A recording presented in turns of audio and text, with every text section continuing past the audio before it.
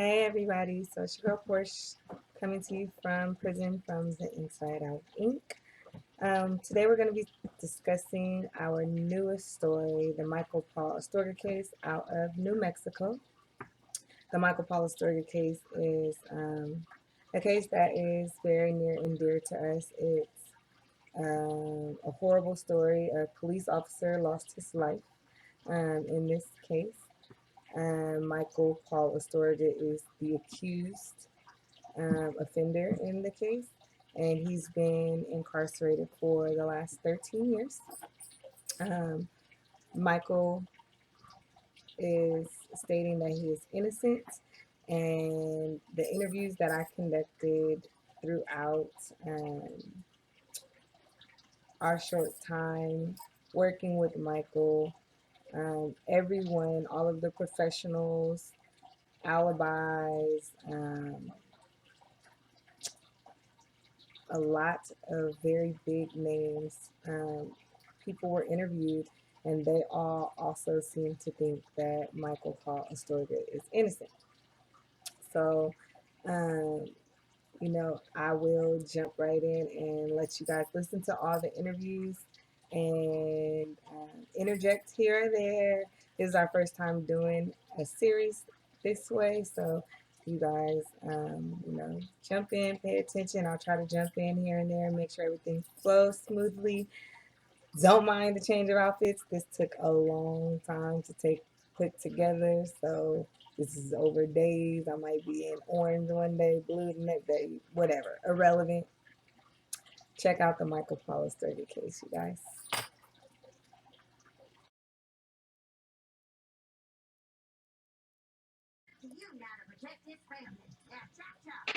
And it could be another blow to the prosecution in the Michael Astorga murder trial. A DNA expert questions the way the case was handled.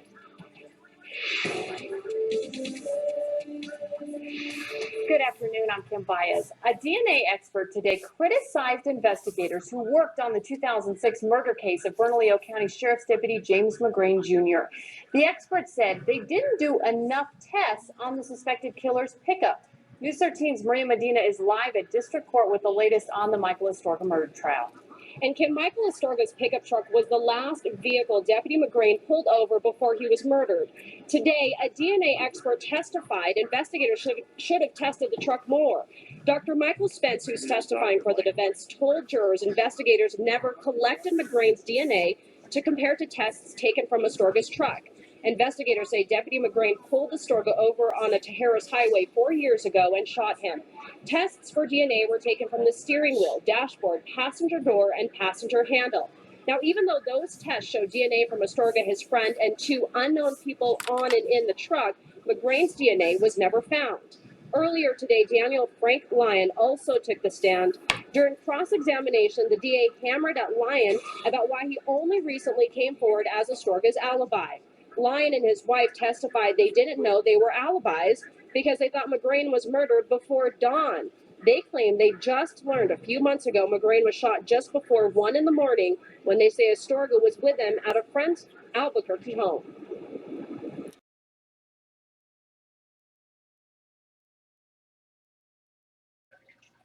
What's up, y'all? So today I'm super excited. We're going to be doing an interview with Dr. Spence, who's a forensic scientist. He also worked on Michael Paul Astorga's case. This forensic scientist, I just want to give y'all like some history. This man has also worked on the Stephen Avery case, and everybody knows Stephen Avery from Making a Murderer. Also the John Benet Ramsey case, which is some years back. So depending on how old you are, you might remember or be aware of the case. But it, like, national headline cases this forensic scientist has worked on, and he also worked on the Michael Paul Astorga case, which is our case that we've been discussing for the past couple of weeks. So I'm really excited. I'm about to reach out to him. I also let him do like a little formal introduction of himself and let you guys listen to what he has to say about Michael Paul's case.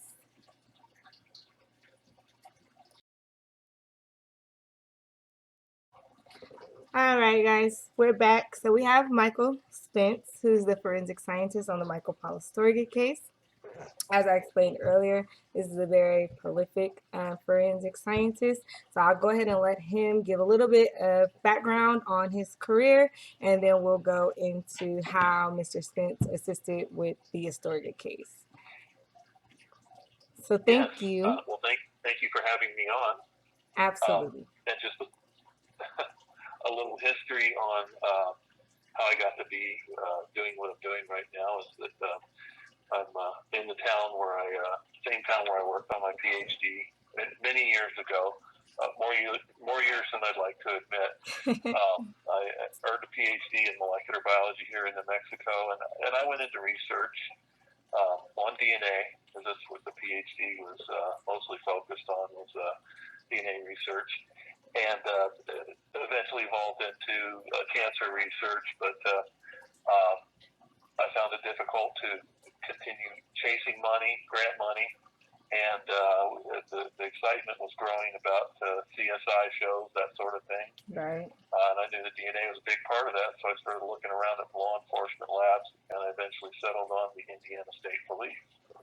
So I worked there for 4 years in their lab, and then after a while of doing that, I decided to come back here to New Mexico, to this same town of Las Cruces, New Mexico, and eventually started consulting as a forensic DNA expert, mostly on these criminal cases. Okay. So I was told that you also worked on a lot of very well-known cases to the public. I believe it was mentioned that you worked the John Benet Ramsey case. No, I never had anything to do with the John Benet Ramsey case, but of course I've looked at information on it. I've never looked at the case file on that. I might have mentioned it in my book chapter. I recently pretty much completed my book chapter as of yesterday. I sent it out for probably about the 10th time, and we're trying to get that into a big reference set on medicine and psychology and psychiatry. I'll tell you more about that later if you want to know about it. But I just mentioned in there that the John Benet Ramsey case did have DNA was obviously a big component of that, so I'm familiar with it for that reason. But other than that, I actually didn't work on the case. Okay, so maybe that's what the confusion was, because the person that did mention that spoke very highly of you, and they mentioned the John Benet Ramsey case. And so maybe that's why, because they were familiar with the portion in your book. So that's probably where that came from. Okay, that might be. Yes. So what part did you play in the Michael Astorga case? Well, I'm having a little trouble remembering the exact years those were, but it was quite a few years back when this case came to light. And I did write a synopsis of that in this book chapter, but I tried to avoid giving any actual names in the book chapter and which labs did the work and so forth. But it was about 6 or 7 or 8 years ago when this came to trial, and I was doing some consulting on it in the beginning, but Mr. Astorga was found guilty, and once that happened, since the case fell under the possible death penalty category in the state, which is, there's now a moratorium on the death penalty in New Mexico. Right. But this homicide occurred before that, so the prosecution was successful in at least taking it to the death penalty phase. They wanted to do that, and that's when I was brought in by the defense to help to shed light on the scientific facts about the case. For the purpose of avoiding the death penalty for Mr. Astorga. Okay. So would you like actually me to talk a little bit about just what the crime was and what happened there? You just kind of want me to keep going, and what you can do is you can stop me at any time and just say, "Well, hey, I got a good question here." At any time. But that's perfect. That's exactly what I wanted to. Okay. Yeah, it was a homicide of a sheriff's department deputy up in Bernalillo County. just outside of Albuquerque, is up in the mountainous areas to the east of Albuquerque. This sheriff's department officer was patrolling, and he was shot by somebody. And what they looked at was his call-in prior to the shooting. He'd called in a license number, and he had actually been calling in various license numbers that night, just checking people to see if there's any criminals up there patrolling the mountainous area outside of Albuquerque, or if there was somebody with outstanding warrants, something like that. So he called in that license number. When it was checked, there wasn't any kind of problem with it.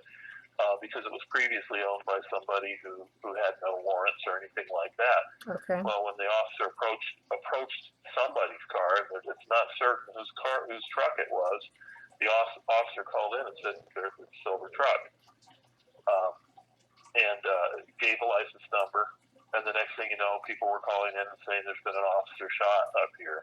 Oh, wow. And they went and they found that he had been shot, probably approaching a vehicle. They're not sure exactly what the circumstances were or what the vehicle was, but his call-in said silver. That's important because when they tracked down the license number to see who the owner was, and if I believe I remember the story was, they went to some guy's house surrounded by, you can imagine dozens of cars showed up, and it was some guy who had previously owned this truck. So he came out with his hands up and said, "No, I don't own that truck anymore." And so they tracked down who owned it, and it came back with Michael Astorga. And so they knew who he was. They knew that he was a known person to the law enforcement. Right. So they started looking for him. And when they found the pickup truck that the license plate was supposed to be attached to, it was attached to it. It was put into the window molding behind the cab, right behind your head where you're sitting in the cab of the truck, not the usual place on the back of the truck. Right. But it matched the license plate that the officer called in, and it was in a silver truck, but they figured, well, it was late at night. It was kind of snowing a little bit, and maybe with the lighting, the officer thought it was silver, but it's actually gold.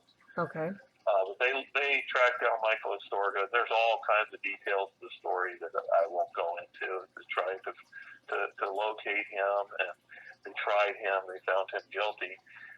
When we came to the death penalty phase of this, what was, of course, of my greatest interest was the truck. Okay. This was a great piece of evidence. There was information that had come out that Michael Astorga maybe wasn't even anywhere in that area, wasn't in his truck that night. He was with other people in another place. Right. I didn't get much involved in that part of the story because I'm a molecular biologist. I'm interested in the things they collected. Where's the firearm? Well, they didn't have one. Where's the truck? Well, they have what they think is the right truck, but there's this little color discrepancy. Right. And license plates could be moved around. And if the license plate that is of such great importance is stuck in the back of the truck window, that could have been on some other vehicle. Absolutely. Especially if it's a white or silver vehicle. And there was a witness, in addition to the police officer calling in and saying silver truck, there was a witness who said they saw a speeding vehicle going away from where the officer was lying. And they thought it was a white or silver truck. So once again, we keep hearing that, not gold, but this color. So this is a 1991 Dodge truck. They looked at it and they found nothing. Now, a police officer had allegedly been shot right next to this 1991, I think it was a Dodge truck. Mm-hmm. They couldn't find any blood. Not one speck. Unusual for a person. No, not a speck of blood anywhere. Now, there was a little moisture coming down. As I said, it was spitting snow, kind of sort of rain, sleet, very light snow that night. So it was cold. It was March. And, you drive around a truck. The DNA and blood that might be on the truck could be eroded away over time. But all of it not in one single little speck found anywhere. How long, I'm sorry to interrupt, how long did it take from the time that the crime happened until the police was able to get the truck? I don't think it was very long. It was within a few days. They had that license plate number, so it's a very easy thing. You maybe have to ask the attorneys associated with the case. Okay. or Mr. Astorga himself, if you have access to him, or family members of his through him, them to find out. But it would have to be just a couple of days at the most, if not the next day, something like that. Okay. So they did have the truck, and that was kind of part of the story, is that they didn't necessarily put a whole lot into looking at that truck. They looked at it in whatever fashion they did, how detailed, how carefully. They were more interested in finding Mr. Astorga, and that took some time. Once they found him, they pretty much thought, well, we've got all we need here. Yeah, the truck is good. If we had blood spatter all over the truck, we'd certainly collect samples and so forth. But they didn't see any evidence of that. Well, even though years have passed by and a lot of processes have gone by and he's been found guilty, we have a whole new phase here. And we're talking about quite a bit of time later. We went ahead, the truck is still impounded. It's evidence, of course, and it's evidence in a case that hadn't gone to that death penalty phase. So we insisted upon bringing in scientists to look at it. I couldn't do that because I was a consulting scientist, but I wasn't a, what you call, proficient analyst. I wasn't maintaining certification as an analyst in any lab. I was strictly a consultant, but we brought in analysts from a lab out of the Phoenix area, and they came over and they looked at the truck, and I helped. I assisted and advised, and they tried to take swabs from all over the truck to find any blood and could not. So there was no DNA that could be found, no source. And the blood is blood specks, even the tiniest speck that you may not be able to see. You'd be able to get plenty of DNA from that, just as long as it hasn't eroded away or washed away. Well, they had that chance to look at the truck within a day or two or three. You'd have to check that exact time. And law enforcement never even took samples. We couldn't find any. The idea we had, though, is if you take the theory, maybe this was the right truck. The officer just called in and said silver. It was gold, and this is the right truck. Could have been somebody else driving. Let's at least swab off the window knob on the truck. Now, this truck is an old 91 truck with the handheld window knobs. Right. So you're gonna have those windows closed on a March night driving in the mountains. And it's freezing, yeah. So you're going to have to roll that down to talk to the police officer. And if your intention is to shoot him, you have to roll it down, lean out, shoot him. And then you're going to, when you drive away to flee that scene, you're going to have to roll it back up. So we swapped the window knob. The long story short there is that there was DNA there, but it was not Michael Astorga's. Really? So then you go to no, it was not his. He was eliminated from, it was a small amount of genetic material that we could detect there from at least one person, but who we knew was not on that window knob was his. And these days, with the sensitivity of testing, if you touch things, there's touch DNA on items through these labs through every state in the union. Right. Of people who have touched on a gun, on a knife, on a steering wheel. And law enforcement did do samples from the inside of the truck on the steering wheel and so forth, but it was Michael Astorga's wife's truck, and he had been in that truck before. So finding any DNA there wasn't really going to tell you much. Right. What you really want to know is, was DNA on that window knob that you have to roll down in order to murder the police officer?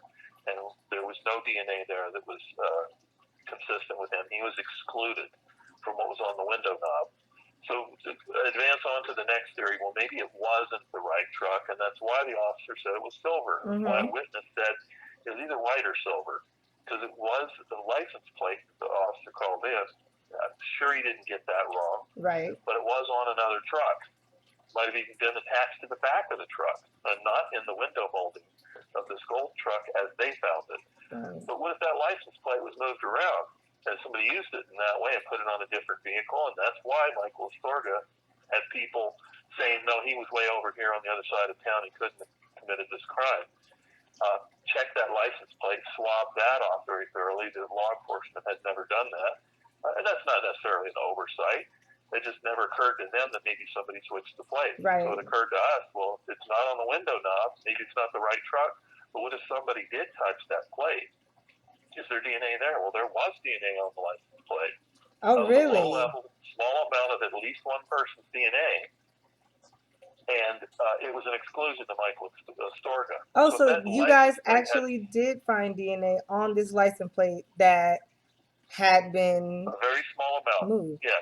We don't know how it got there or what circumstances, but Okay. how does DNA get on a license plate? Normally, you don't Exactly. even do anything with that thing. You just put a sticker Exactly. on it once every year or two. That's all you do with a license plate. Right. But if it's sitting in the window molding of this Gold 91 truck, maybe that's an indication it's been moved around. And I'm Right. sure the law enforcement, they look at that and say, oh, that sounds real plausible. He didn't really kill him. It's his license plate. That's the call in. This is the guy. We know who he is. He's a known person to law enforcement. And he's trying to say maybe somebody borrowed his license plate. Sounds like a likely story, right? Well, if the plate, though, has DNA on it, it should be the owner of the truck or his wife or somebody like that. It was not. It was a small amount of DNA. It wasn't very useful DNA, but it was useful for what we call exclusionary purposes only. You know, it's very little. There's mismatches all throughout that DNA. And it's simply not Michael Astorga. So if anybody handled that license plate, moved it around and put it on another vehicle, there was some evidence of that because there was some touch DNA, what appeared to be skin cell DNA, probably, on the license plate from handling. That could have been because of some moving around on the license plate that had nothing to do with a homicide. And it was the right truck. Well, if that's right, back to that, why isn't this DNA on the window knob? Now, all of this to me does not 100% exonerate Mr. Astorga, but it's cast a huge cloud over the idea that he was driving that truck. That license plate was right there in the window molding. That's why it was called in, and it happened to look gold to us, but it looks over to the police officer and the one witness that night for whatever reason. And somehow he left no DNA on the license plate, no DNA on the window knob, and that's always plausible. DNA is not always going to tell you everything that happened. In this instance, it did not tell a story. The DNA did not. It was consistent with the prosecution's theory that he was there and he had something to do with it. Very interesting. Did the DNA that was found on the license plate, was it tested to see if it was a match to the DNA that was found on the window handle? There was really very little similarity between those two. It was so little data that it wasn't a very good source to compare the two. So there might have been what we call an allele or two that was matching, but that would be inconclusive. It didn't appear to be the same person. If all of those markers that were noted on, and I believe, I'm trying to remember how that went, I think it was more markers were on the window, on the license plate than on the window knob. But if, let's just say all of those from the window knob were represented on the license plate, you'd say, well, it could be it's the same person. I don't think so, but it was very inconclusive. Okay. And then if you think about it too, why would they be similar? It was either one theory or the other. Either that truck was used, and that would have been one of the last places. You're a killer. You roll down that window, you shoot a police officer, and you flee. You're just going to get the heck out of there and leave that truck where it's at, right? The next people who are going to come and look at that truck, presumably, since it's only going to be a few days, and that was a good question. How much time was it? It wasn't weeks and weeks, nothing like that. Okay. They wanted to find that truck right away and identify that it was Michael Astorga's because they had gotten information that he had bought it off of this person that they originally approached, who was the registered owner. I guess ownership hadn't been changed in their database or whatever. But they wanted to find the truck, find him. As far as they knew, he might have fled in that truck somewhere. Right. So in addition to be very interested in finding Mr. Astorga, they were very interested in finding that truck. For that reason, I specified, you find the blood spatter on there, you find the tiniest little speck, and it matches that deputy. It's game, set, match. Now you know you've got the right truck. Whoever drove this truck is the one who shot him. Not only did they find nothing on that truck, they couldn't find anything on the window knob, which is the last thing you got to touch to roll that window shut. One of the last things. Then you get out of the truck and leave it. You're not going to try and put a bunch of your DNA on the truck. That's a truck you just used to kill a police officer. Correct. And then the other theory is that we don't even have the right truck. It was just a borrowed license plate. Then what's on the license plate? Because because you know that had to be handled. Right. Somebody handle the license plate with gloves to make sure they don't get any DNA on it. They would never. You would think they'd never think of that.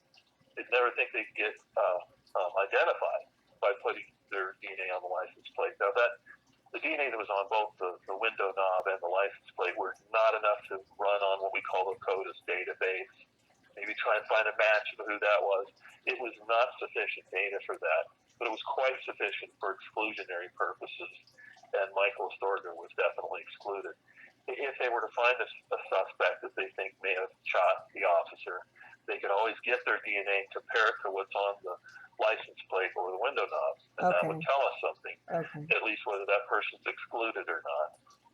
But at this point, clearly, because we know that Michael Astorga is still incarcerated, we know that Albuquerque is not looking for anyone else because they have Michael convicted and serving time for this crime currently.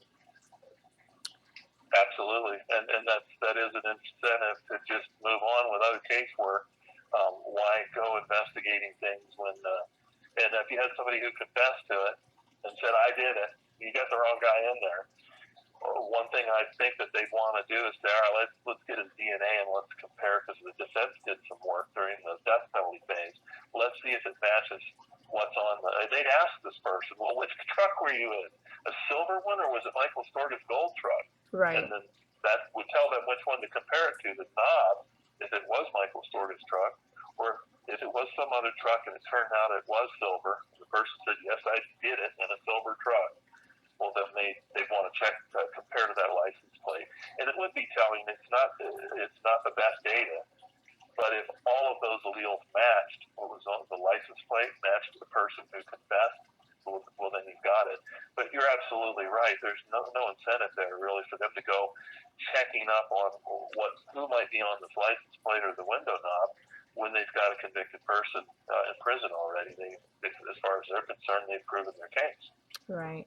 So I'm not sure if this is, within your scope, but did you, the officer was run over by the vehicle as well. And I know that they stated that there was like tire marks. Yeah, I didn't even recall that, but once you said that, it's like I believe that there was some discussion of that, and that's outside my realm as looking at tire marks. Okay. However, a person who's been shot, and if he's run over, there can be some disruption of the body from that. Blood could have gone up onto the wheels and all that. And believe me, I remember we were swabbing. I wasn't doing the swabbing myself, but we were checking all around those wheels. Now I remember. I wonder why we even did that. That's why. We were checking the wheel wells. Mm-hmm. We weren't sure which wheel it was, but it would be chronological from where the position of the body was. They checked all around there and could not find any blood underneath the wheel wells, on the tires, anywhere. And so that's kind of something that's been sticking out for me, because I know Michael had so many alibis, like his lineup of alibis, because he was at a home that had many people in it, and so far none of them, it's many years later, but none of them can recall how Michael got to the house or if his truck was present at the house with him.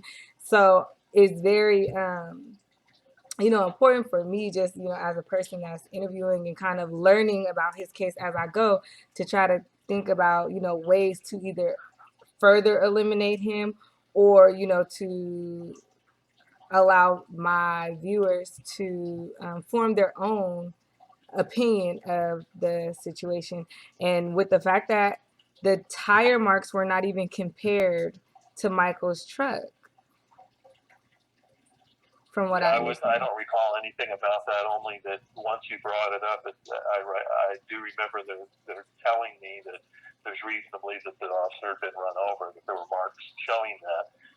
And then we should definitely make sure we focus in on the areas of the tires where there might have been just some blood thrown up underneath, maybe where it didn't get eroded off by any of the weather or the melting snow. It's going to be kicked up by the tires.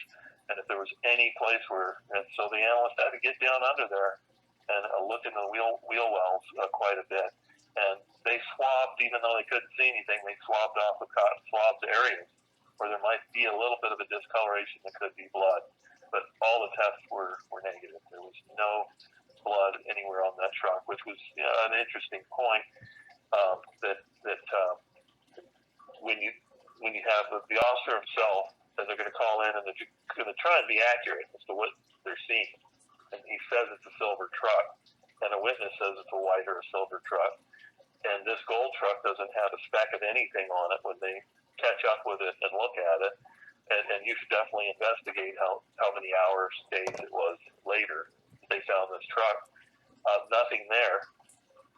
And on top of that, the license plate is in an odd place. Mm-hmm. Another little part of the story that's really kind of outside the science a little bit, and I try and stay away from the areas that really don't directly address the science, but it's just interesting, is that there were people, he was calling in, the officer was calling in various numbers, that's a routine thing for them to sometimes just call in numbers, and I guess if they come back and say, oh, this person's wanted for this or that, or this person has outstanding DWIs, that truck shouldn't be driven if the person behind the wheel is somebody who's had their license suspended. They'll then pull them over.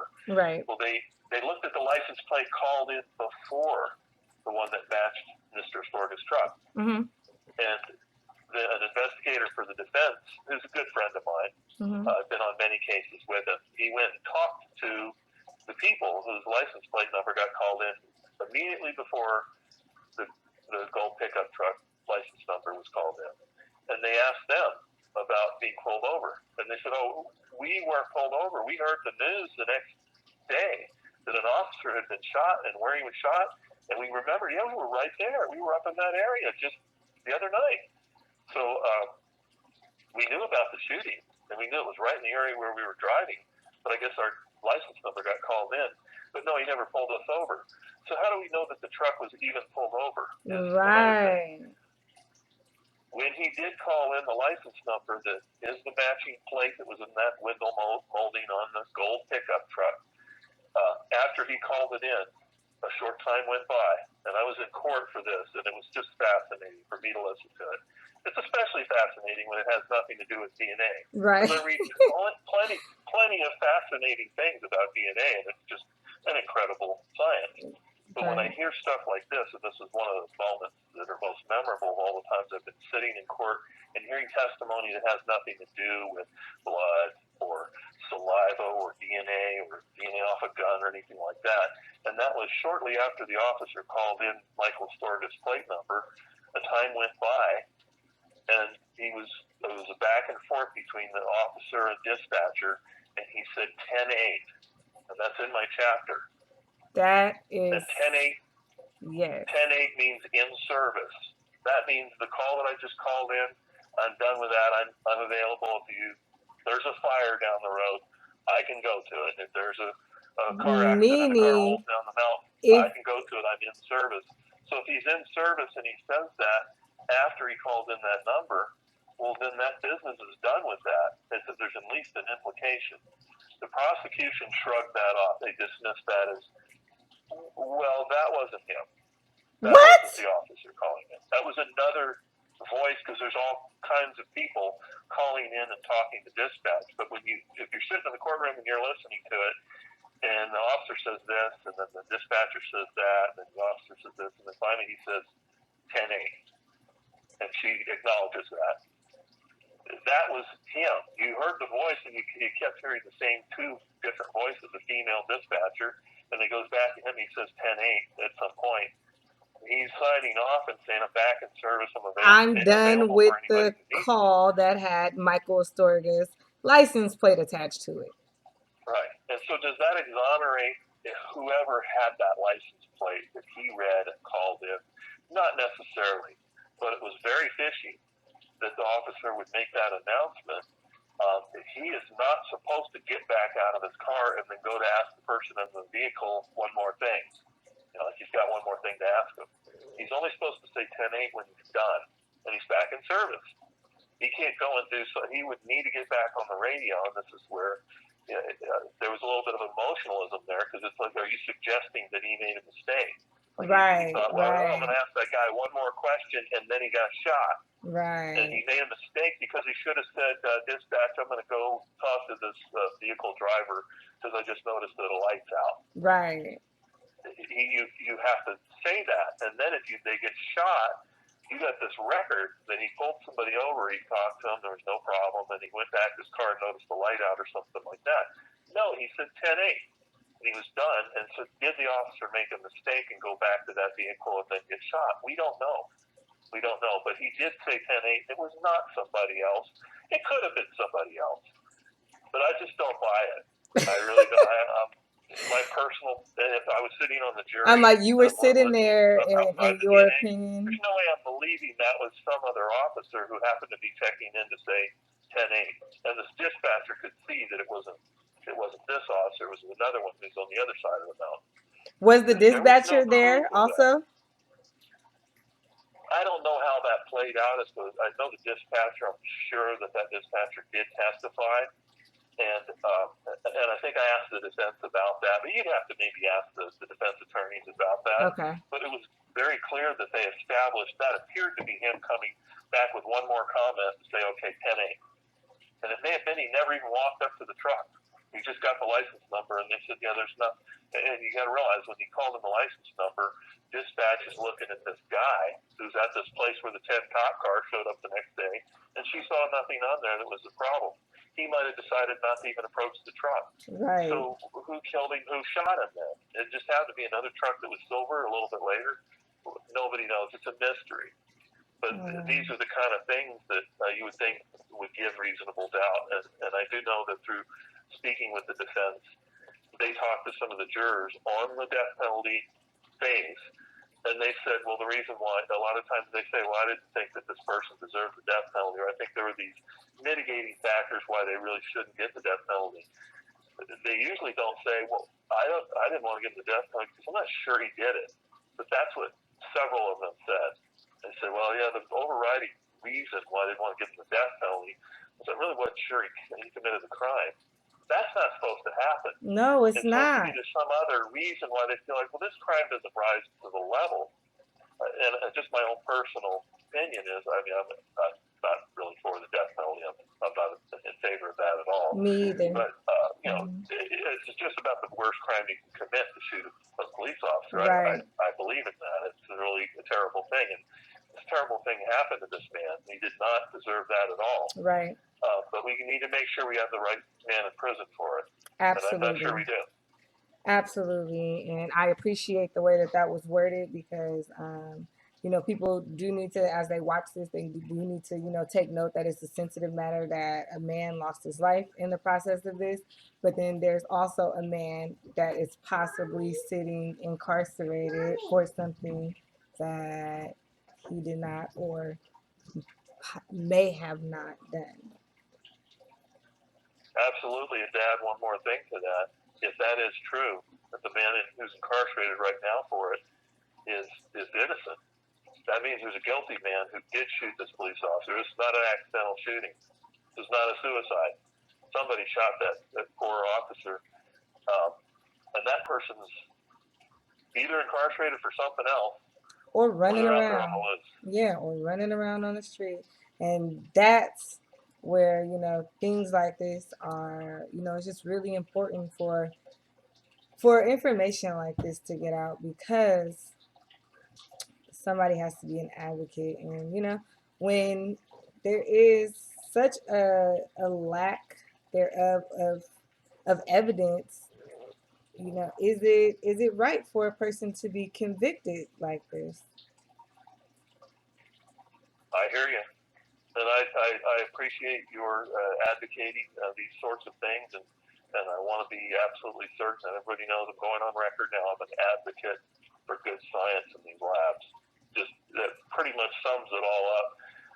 I'm not really necessarily an advocate for anything else in particular. As far as professional, Absolutely. my professional duties are, is to ensure as best as I can, to the best of my ability, that good science is being practiced in these laboratories. And when it's not, then it needs to be exposed. It needs to be discussed as to how we can make it better. And that's, amazing. We need more honorable people like yourself. You just being willing to do things like this, it just lets me know that you stand behind the work that you do and you're honest about it. And that's amazing, you know, that you're willing to take a stand and say, you know, I did do the work on this case, and you know, it was lacking. There was nothing really there to place Michael as the Only the killer. license number, the actual contents of the license number were what they had. Right. That's the main thing they had, and I want to be clear too. I try to be as honest as I can possibly manage to be, because my career depends on it. Right. I have to represent things in the most the highest level of integrity. I do make a good living doing this. It does pay very well, and it's very rewarding work. It's also it's very hard. It's very emotional sometimes. Right. It's taxing on you psychologically and emotionally, but I get compensated for that. Not only that I make a decent living, but on top of that, it's rewarding in some instances where I feel like I really did do some good, and I'm blessed in that way. Right. I thank God for that. It's beautiful work. Is there anything you want to say Thank closing out?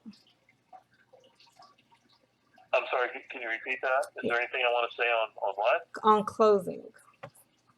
On closing, no, I think that that covers it. I wish the best for anyone who's out there like yourself who's interested in helping Mr. Astorga. And if there's any way to advance the truth further on what's going on with this case, I hope it can happen. And if there's anything more I can do on it, I'd be happy to help. I wouldn't necessarily charge anything to do that. I'm certainly not charging you anything for this phone Right. call. Thank you. Look, thank you. I appreciate that. I do some casework at no cost at all. There are some cases I have where I wouldn't even dream of asking them for a penny. But the majority of my cases I need to, because I've got to pay the electric bills and so forth. Right, absolutely. But I would be more than happy to help further on this case. I'm not sure how much more I can do, but if asked, I'd consider it. Well, I appreciate you, and I definitely want to, before we end, I want to for you to, you know, put the name. I know you have a book coming out soon, so just give a brief you know, explanation of that, so that we can be on the lookout for it, so we can all be prepared to shop and buy it. Yeah, well, it's not going to be something that's really designed for the average person, but I'm sure the average person can have it. It's more designed for litigators. Okay. So what it is called, so this is for prosecutors and defense attorneys alike. And what it is it's called, and I have to remember exactly how they've worded it because they've changed it. It was supposed to be out by the end of September, but obviously we're in October, so, and I honestly just sent it out yesterday. Okay. The final little few words that I changed on it, one little restructuring of that sentence or that sentence. It's called the Forensic Medicine, Psychiatry, and Psychology. Okay. A Litigator's Handbook. So, and it's going to be produced by Thomson Reuters. Okay. They're going to generate a 3-volume set, with one volume being medicine, the other being psychiatry, and the other being psychology. I'm not going to have anything to do with those other volumes, but in that first volume, that's medicine. Chapter 8 is entitled Forensic Use of DNA. And I'm one author. I'm the scientific author. There's also a man by the name of Doc Lorendos. It's Demosthenes Lorendos. It's a hard name to say, but he goes by Doc. Okay. And he's a litigator. And we worked on a case involving forensic biology and DNA. He asked me to write the scientific bulk of this, and he put a lot of other information in there. And he checked me, and I checked him. And this should be coming out any week now through Thomson Reuters. I've been paid nothing to write all this work I've been doing since 2015 on this. I'm actually looking at it right now. It's 52,814 words. Oh, wow. So it's a long chapter. And it covers not only all all sorts of areas of forensic biology and DNA, but it goes into a lot of case examples. But it's trying to advise litigators. It's supposed to be readable for litigators who are educated people and who understand the law and how to apply that law to all these various disciplines to the cases, civil cases and criminal cases that they work on. But it's supposed to be something that they can read, they can understand. This very high tech, very difficult to understand. It's all like Chinese to these attorneys. Right. To understand all the details of how this. So I tried not to give too many of the gross details of what goes into DNA and what the crime labs are doing and how the technology is evolving. It covers that hopefully in a way that the litigators can understand it, whichever side of the aisle they're on. And a lot of them start out as prosecutors and become defense attorneys. A lot of them start out as defense attorneys and then become prosecutors. It's for them all to hopefully understand the DNA a little bit better and to give them a lot of these case examples that help to explain where the science is going, where the marriage between science and our criminal justice system, where that's going, where it is right now, and how it's evolving. That sounds awesome. Of course, we'd love to have, all of the people, men and women in the courtrooms, better educated on things that they have to work with every day, at least have a better understanding of it, so that way when they're doing their jobs, makes it a little bit easier to understand what they're actually prosecuting or what their evidence is. Sure. So, absolutely. Well, I really appreciate you interviewing with me. And I know Michael, he really appreciates it as well. So I just want to give thanks to you. Well, you're welcome, and I'm glad to be here. All right, so we'll go ahead and end here, guys. Any questions that you have, you go ahead and put it in the comments, and I will forward them to Mr. Spence at a later date. Thank you.